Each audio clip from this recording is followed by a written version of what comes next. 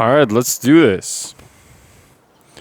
And I'm back, man. I'm back and it feels really good, man. Oh boy, it really feels good. So, that was, I guess, awkward, I don't know, but plus the fact that no one actually listens to this or watched this. But anyways, it feels really good to do this again because I've been not doing it for 10 weeks. It's basically a season, man. It's basically one season ago. So, yeah. These are the things that I did in the past 10 weeks since the last Memoir episode. The last episode was 27 February. I don't really know if it's getting me right. I guess it is getting me right. And that feels like, I don't know, man. Let's just do it. First of all, before we actually begin, these are the list of events that happened since last episode. And they're going to be, I guess, kind of boring. So, as all of this kind of memoir thing is boring, it's the same. This episode is going to be boring too. So, if you just don't like it, just don't watch it, I guess. And that's not me not caring about the audience. Maybe it is me not caring about the audience, but it has a reason, and the reason is, I need to find me, I need to find myself, I need to find what I want to do and what I can do, and not limit myself, right? Because not everything that you do, people are going to like it, right? So, and before we begin, I just want to admit and say that I'm having a really stressful time right now because of something I cannot share here. Because maybe some of my friends actually see this. I don't know. And if they see this, it's nothing about them. It's something that is happening to me. It's something that I'm working on. And of course, I'm sharing this with some of my friends, but not with all of them. Because it may make some expectations in their mind. And if it doesn't happen, that's going to be bad. So it's something that is pending and I need to make sure if it works and then announce it to the world. And because of that, plus the shitty university, I'm having really a stressful time. And dude, I didn't have this much stress since volleyball, since I was playing volleyball. I actually feel this stress. My hands were shaking. I couldn't breathe. I'm not joking, man. And let's just see this. This is what happened to me when I was opening the door. That's for the thumbnail. That is also for the thumbnail. Then that is for the thumbnail too, and this one. So I guess these are enough. Dude, I feel like this episode is gonna be really weird and awkward at the same time, more than other episodes. But anyway, let's just jump into the events that took place when I wasn't recording these things. And of course, I'm gonna share some stuff that I learned. It's not gonna be just events that I read out loud. So anyways, I just want to talk a little bit more about the stressful situation that I'm having now. I've been not doing anything about university, so now all of the things summed up, all the things, like a hurricane, I was running away from it, but I cannot run away from it anymore. So now they're chasing me, and that is why I feel stressful. And I just want somebody to hear it. I don't know. I just wanted to talk about it. I'm really having a stressful time, man. And this is for my older self. Maybe these kind of stressful things have made you who you are, right? That was kind of motivational and, I don't know, fake at the same time. Anyways. I say everything and say anyways after it. I do my thing and I don't care. I guess I like it, but I guess it has some down points too. Let's just start it, shall we? So, I started tennis in 28th of February. And it was really good until we couldn't do it anymore because of the quarantine. We just went four sessions with the coach and like 2 sessions together with my friend Cheyenne. And it was really awesome, but at the same time, like, it was really hard, man. Like, you cannot do anything. Basically, when you're starting tennis, you don't know shit, so it's not enjoyable. But the fact that we were just out there playing together, it wasn't actually playing, but practicing was really good. And as I'm like explaining it, let me just check if it's actually recording or not. And yes, it is recording. Because I'm really scared of it. Sorry guys, but I'm really scared of it not recording because it happened to me a lot of times. And anyways, on March 8th, something great happened to me. And it's kind of like funny because I say the great thing happened to me, but it was like I got out of my dad's business, which was a family business about real estate. I got out of it, and why I'm telling you that this was one of the best things that happened, because I wanted to do it for a long time.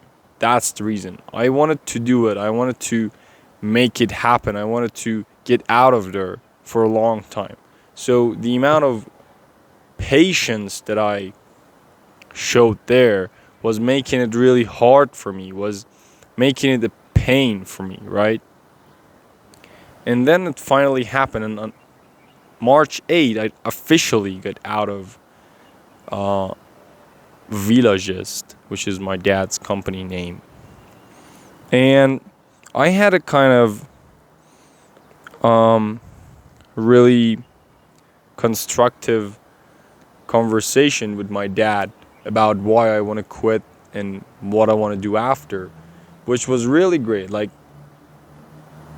I don't know if it's just for me or for everyone, or it can be applied for everyone, but whenever you have something in your mind, something you deeply want to talk about it, and you just avoid it because you think maybe the person becomes offended, just go and do it. Just go and have that conversation, because after it, things are going to be much better, right? That's one of the greatest events happened. I really want to like stop myself and like don't explain things more, because there are a lot of things, and like I think that's enough, right?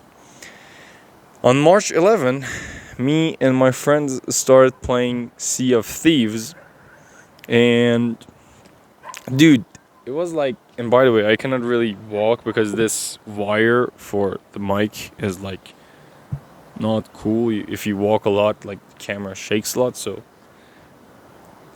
Sea of Thieves, we started Sea of Thieves March 11th, and we played for I don't know 2 or 3 nights, and after actually a lot of problems and a lot of challenges of us installing it, because we are playing it on a cracked version, right? In Iran, you don't actually really pay for the game because you cannot really actually pay for the game. You're banned from playing it.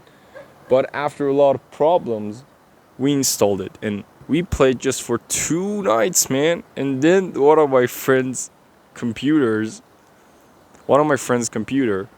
crashed. He was playing it on the lowest FPS, and let alone like he could barely play it. And after 2 nights, he was just like, dude, I cannot even play with this shit. That was really fun, man. Because I've never really played online with my friends until then. March 19, I got a haircut. I don't know why I really wrote it down here, but after that, like I guess 1 month after that, I got also another haircut by my mom at home. But that one was really kind of my first haircut after, I guess, a year and a half. Then March 21, It was Iranian Eid called Nowruz, right? Big event. And I want to share something here. It was, I don't know if it was the first Eid that I felt really good and I felt like it's Eid, or it was the first Eid that I could remember. But anyways, what is that insect? Anyways, even with having coronavirus on the table, even with us cannot buying new clothes, even with us couldn't seeing our parents, seeing each other, even with all of those circumstances, I felt really good when it was Eid. Like even better than 2-3 years ago when everything was normal. I really felt like without even having anything, like without anything, just basically the fact that you can call this time Eid, I was really having fun. I was really happy, just for no reason. I was just really happy. And I have some guesses that maybe these things have effect on me having good feeling. Like one of them is like I started to filter people. I started to become myself more this year. I started to really hang out and be around people that really feel good. I started to let go of things that I'm not feeling good because of them, and I'm just doing them because of someone else. As an example, I got out of my dad's business. I was doing it just for him until I realized if I really love him, if I really love my dad, I should not do something just because of him, because it makes his image in my mind bad, right? When I do something for you and I'm just doing it for you, I'm like not paying attention to my needs. Time by time, little by little, I start to hate you. Hatred starts to grow in my heart, and your image in my head gets ruined, right? So if I really like you, I should do things only if I really believe in, and only if I really want to do them because of you, not only because of you and like putting myself aside. It's forgiveness versus, I don't know, versus sacrifice, right? You forgive, you don't expect anything. But when you sacrifice, you expect something in return. That's why I felt good this Eid. Let me just read what happened these times.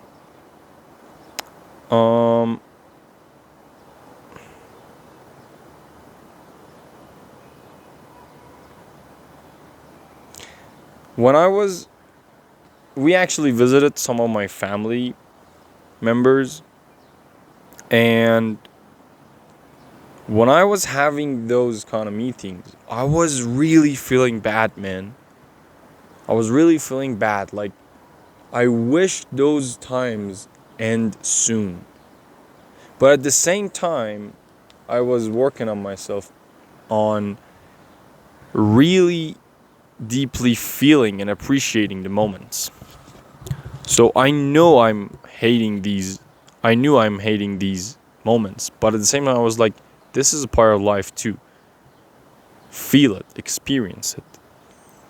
But even those things had some good points and advantages too. One was I saw some of my family members, I saw some of old beliefs and perspectives from them, and it kind of made me see new horizons, because I've been with my friends and people who think like me for a lot of time, and having contraction, I don't know what's the name, having engagement with new people gave me new point of views. Another one was there's a ceremony called Chorshanbe Suri, which is people having a lot of fireworks, playing with them. It's really cool. On that day, I just did everything I wanted, man. I just felt really good. And I was like letting myself to enjoy it fully. I was letting my inner kid come alive again. And I think that wasn't wrong, because a lot of people, at least in my country, at least in my town, they don't express themselves that much when they get older. They think it's bad for them to look crazy. They think it's bad for them to look like kids, but it's not bad in my idea. I think you need to stay kid even when you grow. And there was a saying that I really liked. It was like, we don't play because we get older. We get older because we don't play. That was really good. I guess it was from a movie called Tag.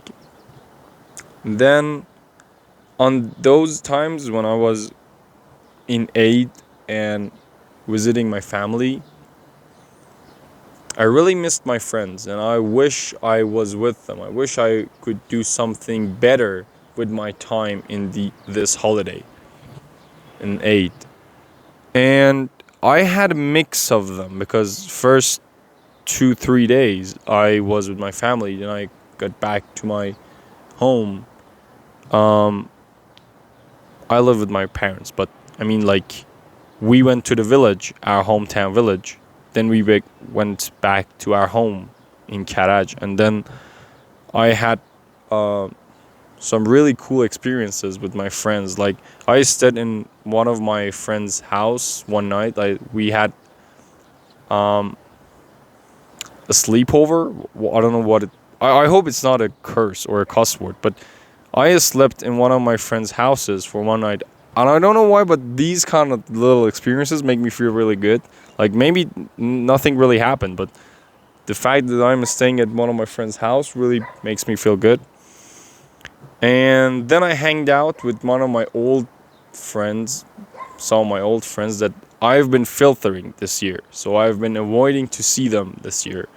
But as I told you, seeing them at least once a year gives me a review of my past perspectives, because a lot of them didn't change. They're still thinking the way they think 2-3 years ago. So it kind of gives me a review from how I was 2 years ago. Then it was Sis de Bedar, another ceremony in whole 8 package. And dude, my hair. Anyways, then it was Sis de Bedar, and then I started a podcast. Actually, we didn't start yet, but we haven't started yet, but we had 2-3 test episodes with one of my friends, Parsa, and one of his friends.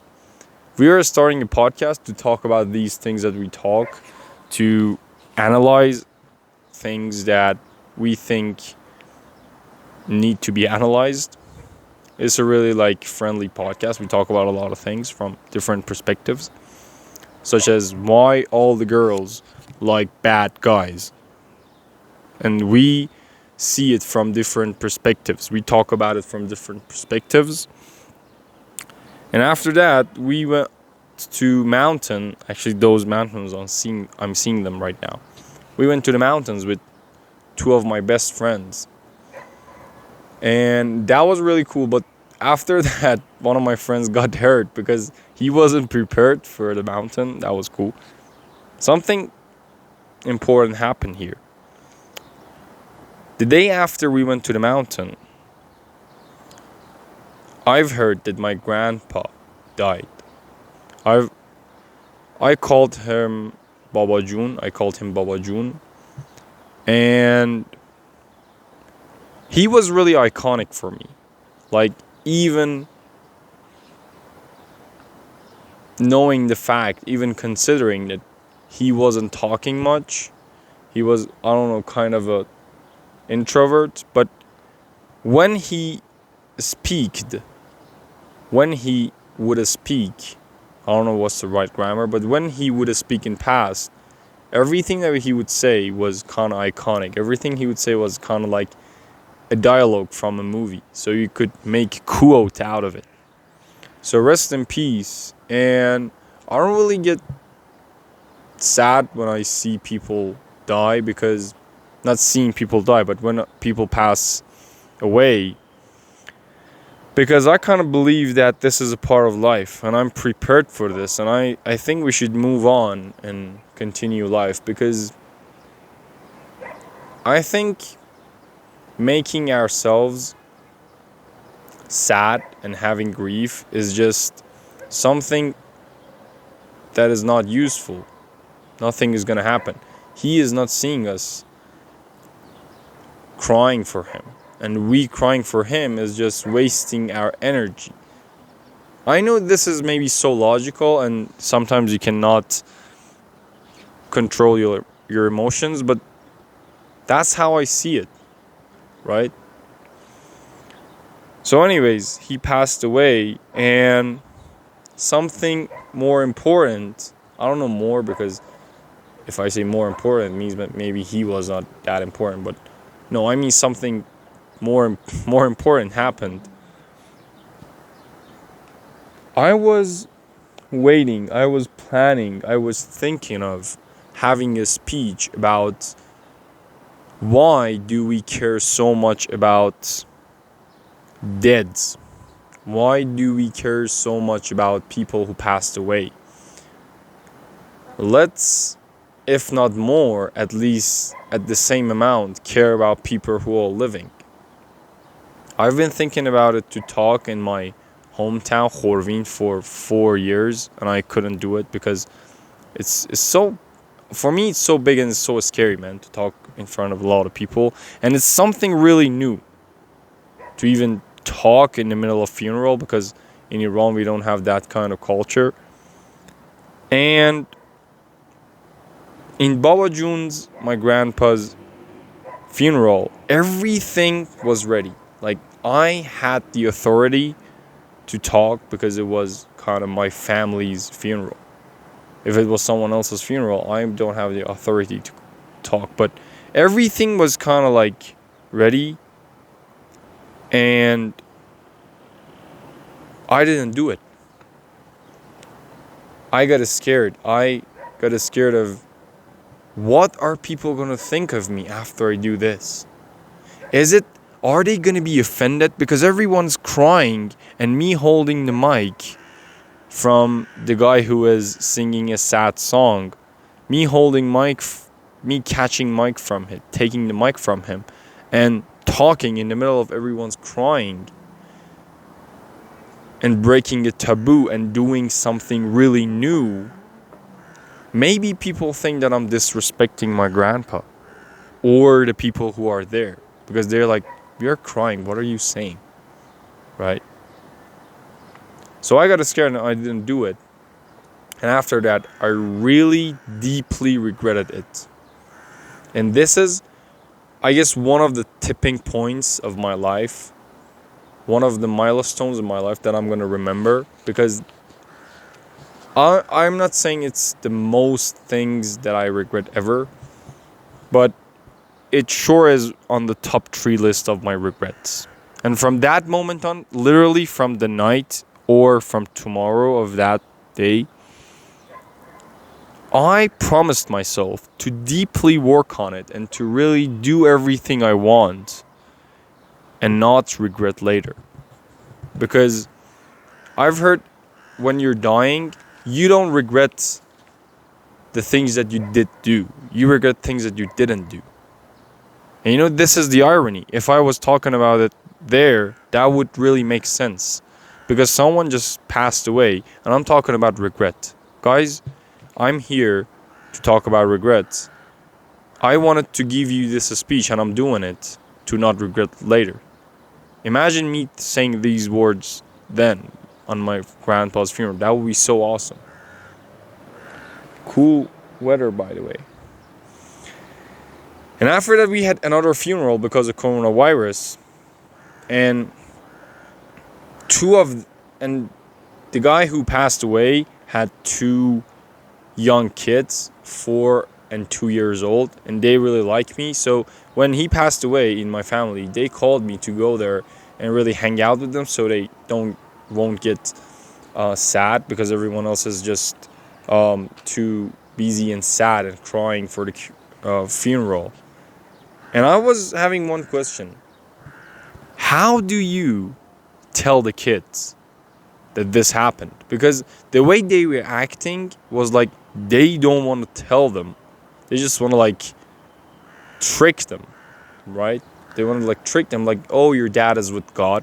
But I think the way you should tell kids, even though I think they won't fully understand, but you should really explain to them the philosophy of death. Like, listen, son, I don't mean with this kind of like attitude, like really much more empathic and like friendly, because kids are friendly. But like, yo, your father died, and you know when people die, we don't know what happens to them. Maybe they go to somewhere better, right? But the thing that we know is that we cannot do anything anymore. We need to move on. We need to continue life, because if you see life as if you see life as playing chess, and if you see us as resources, if one of the resources just vanishes, like someone died, you should keep other resources. You should not let that resource vanishing affect other resources. So that person passing away should not affect us and affect our lives. And I see a lot of lives being affected from these things. Like, you see someone dying, you see your brother, your mother dying, and your life will never be the same. And to me, it's really crazy, man. Like, why should this happen? I know it's really hard. I know deeply it's hard, but you need to move on. Plus, if you're not sad about someone passing away, it doesn't mean that you don't care. It doesn't mean that you're disrespecting the person, right? So a lot of people, at least in my country, at least in my hometown, at least the way I see it, a lot of people think that if you're crying in a funeral, it means you're respecting the person. If someone is not crying, the person is disrespecting, the person doesn't give a shit, and that's bad. And I don't see it that way. You have the courage to move on and live life and live mindfully. So I think that's the way you should tell kids. And after that, it's just me having problem, because it is this recent weeks I'm having problem with university, plus the thing that I'm doing. I call it Project Rocket. But anyways, aside of this, the last thing, I'm having problem choosing. Thanks. I don't know what the birds, I don't know what you call it, roaches, crocs.